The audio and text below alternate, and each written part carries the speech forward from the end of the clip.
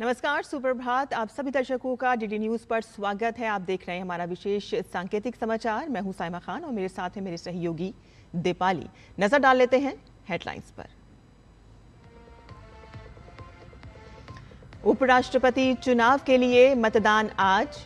NDA उम्मीदवार CP Radhakrishnan और इंडी गठबंधन के उम्मीदवार बी सुदर्शन रेड्डी के बीच मुकाबला। आज ही होगी मतगणना।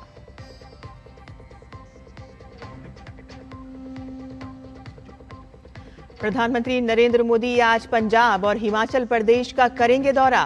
बाढ़ ग्रस्त इलाकों का हवाई सर्वे और पीड़ितों से करेंगे मुलाकात।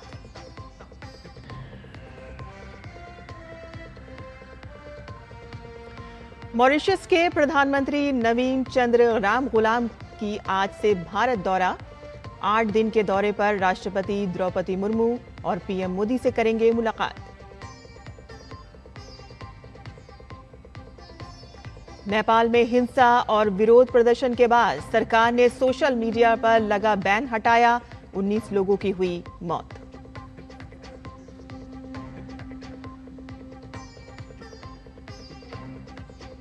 एशिया कप क्रिकेट टूर्नामेंट आज से यूएई में होगा शुरू। अफगानिस्तान और हांगकांग के बीच पहला मुकाबला।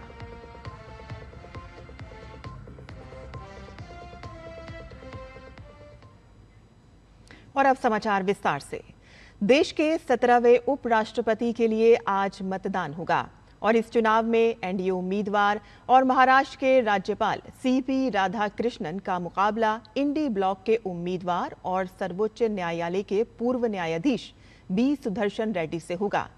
संसद में उपराष्ट्रपति चुनाव के लिए मतदान सुबह 10 बजे से शाम 5 बजे तक होगा। वोटों की गिनती शाम 6 बजे से शुरू होगी और इसके बाद परिणाम घोषित होंगे। इस बीच बीआरएस और बीजेडी ने उपराष्ट्रपति चुनाव से किनारा कर लिया है। दोनों पार्टी किसी भी गठबंधन का समर्थन नहीं करेंगी और इससे एनडीए की स्थिति और मजबूत हो गई है। और इस बीच सोमवार को एनडीए और इंडी गठबंधन उम्मीदवारों का अपने अपने पक्ष में समर्थन जुटाने का सिलसिला जारी रहा। दोनों पक्षों ने मॉक पोल आयोजित किए और सांसदों से कहा कि वे अपने मत अधिकार का प्रयोग करते समय सावधानी बरतें, कहीं उनका वोट अमान्य न हो जाए। दोनों गठबंधन अपनी अपनी जीत का दावा कर रहे हैं।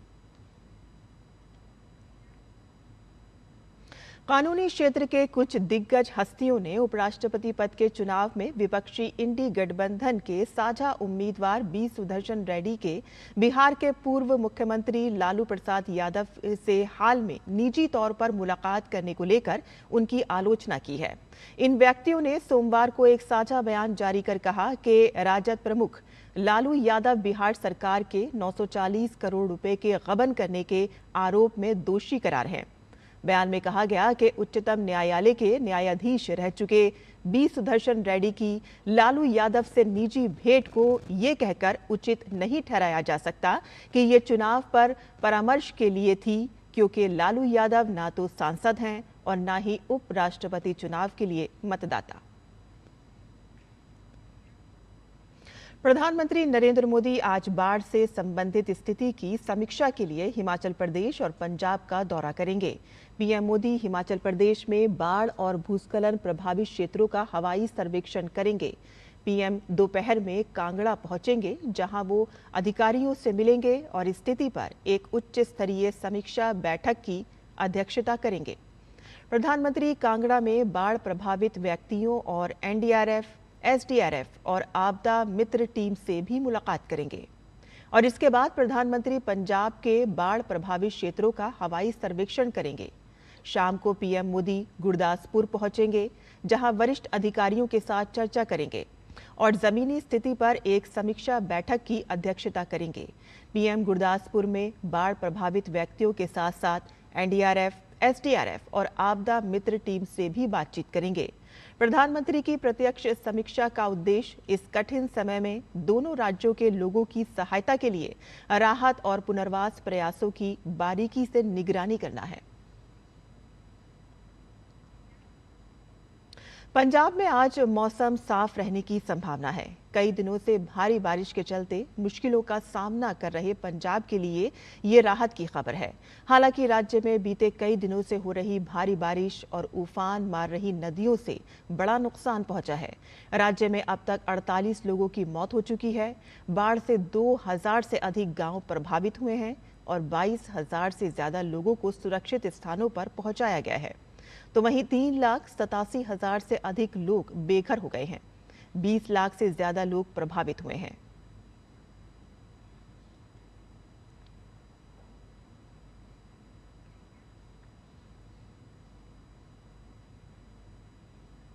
मॉरिशस के प्रधानमंत्री डॉक्टर नवीन चंद्र राम गुलाम आज से भारत के 8 दिन के राजकीय दौरे पर हैं।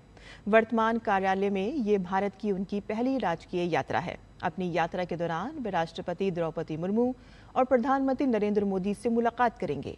मुलाकात के दौरान मॉरिशस के प्रधानमंत्री डॉक्टर राम गुलाम और प्रधानमंत्री नरेंद्र मोदी के बीच रणनीतिक साझेदारी को और मजबूत करने पर चर्चा होने की संभावना है।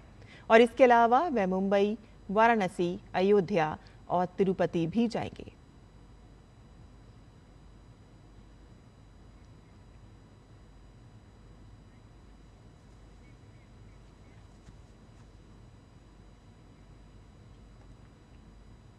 जम्मू कश्मीर के कुलगाम में सुरक्षा बलों ने मुठभेड़ में 2 आतंकवादियों को मार गिराया है और इस कार्रवाई के दौरान सेना के 2 जवान भी शहीद हुए हैं। ये मुठभेड़ कुलगाम के गुड्डर इलाके में हुई, जहां खुफिया जानकारी के आधार पर पुलिस, सेना और सीआरपीएफ की संयुक्त टीम ने तलाशी अभियान शुरू किया था। तलाशी अभियान के दौरान सुरक्षा बलों ने 2 आतंकियों को मार गिराया। नेपाल में सोशल मीडिया पर लगे प्रतिबंध को हटा दिया गया है।